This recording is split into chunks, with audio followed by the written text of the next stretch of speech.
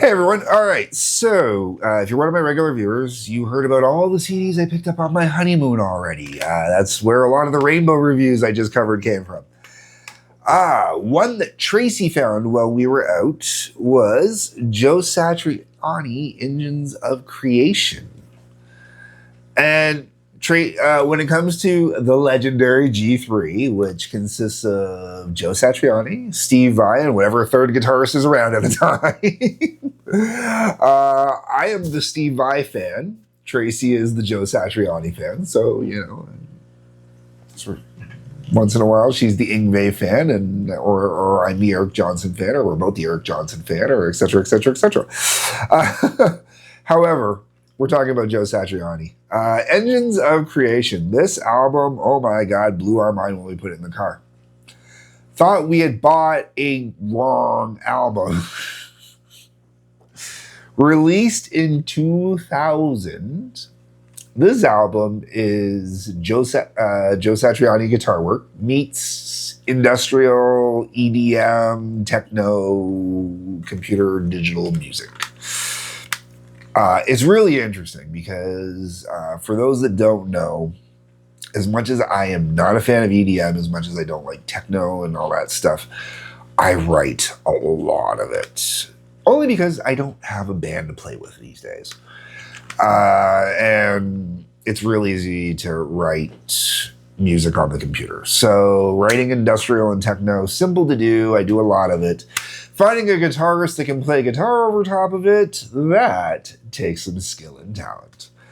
However, as interesting as this album is, for me, it doesn't hold a lot of repeat play.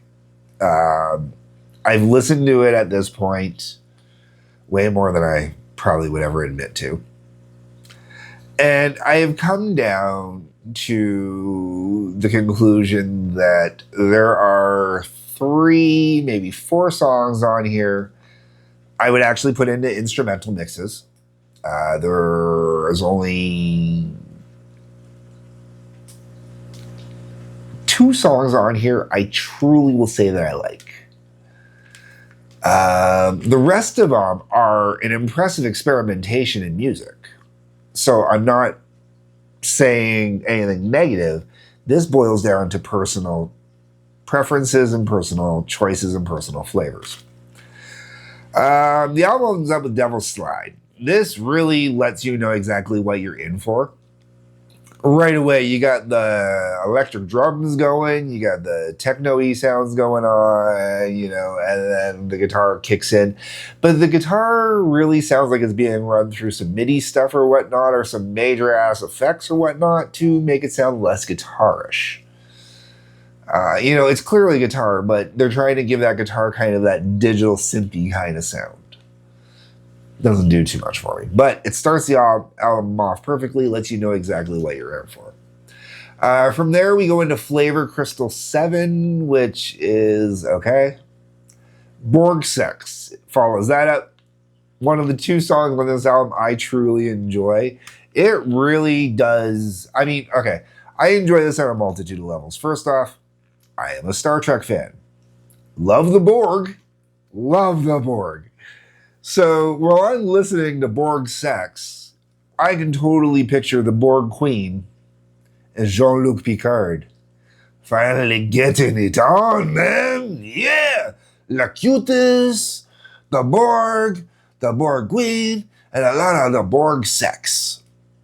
Pardon me, I don't know why I slipped into my Cheech voice there, but it felt appropriate. So yes, I like Borg Sex. Until We Say Goodbye follows that up. Not a bad tune, slows down the tempo a little bit. Until We Say Goodbye actually reminds me a lot more of Vai, actually. A lot of songs off of Vai's Alien Love Sex album. Then we hit Attack. Attack does little to nothing for me. Really fast, aggressive, but that's about it. Then we're into Champagne with a question mark at the end of it. This is the other song I totally dig on the album. Every time Borg Sex comes on and Champagne comes on, I look up just to double check, because every time I was listening to it, because those were the only two songs that would make me look up every time and go, oh, it's... And Champagne, I just like the groove in it, man. It's got some great grooves, some great sound, and it feels like a good time. It really does, you know. Borg, Sex, and Champagne really kind of feel like they live up to their name. Most of the songs on here feel like they live up to their name. But these two really kind of, like I said, they pop out for me. And then after that, the album just kind of, not to say that it goes downhill for me, but it doesn't do too much else for me after this. Clouds Race Across the Sky is okay. The Power Cosmic 2000 Part 1, meh.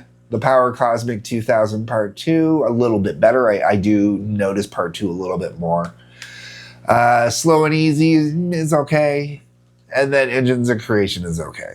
The whole way around, you know, when you compare this to albums like, say, what is it, Surfing with the Alien or Riding with the Alien or whatever it is, the one with Summer Song on it, it is definitely a completely different album, especially since it was less than 10 years later, I think, or maybe only about 10 years later. And when I listened to Vi stuff from this time period, Vi definitely went in a different direction at the same time.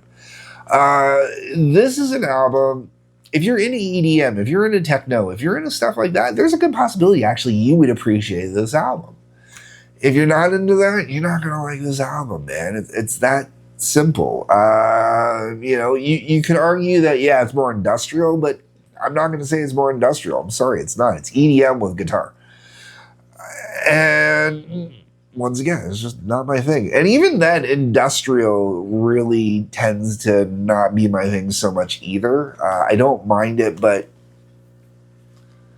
I'm hit and miss the whole way around. And with this album in general, will I listen to it again in the future? Oh yeah, I'll probably go on again in the future every once in a while. I'm like, yeah, let's throw that one in and see if my opinion's changed. But for the most part, you know, it's just kind of a very basic sort of album, you know.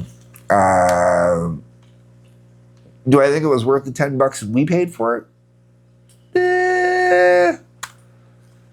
Nah. But I'm not going to say that we shouldn't have got it either, because it was an experience. Sometimes you just got to experience albums, man. Anyways, folks, I'm going to wrap this one up here. Let me know what you think of this album. Have you heard it? Have you any interest in it? Am I being too hard on this album? I don't know. That's what the comment section is for. Let me know what you think. On your way down there, you should see a couple links if I remember to post them. If I didn't, check another video. They'll be on the other videos. Sorry, guys. Otherwise, if you could hit the like button, the subscribe button, the bell for notifications. That subscribe button is really important to me right now. I'd really like to try and hit 200 subscribers before the end of the year. You know, when I'm recording this, we got 3 months almost entirely. By the time you watch this, we probably have about 2.5. Either way, please hit the subscribe button. Otherwise, folks, peace, love, take care.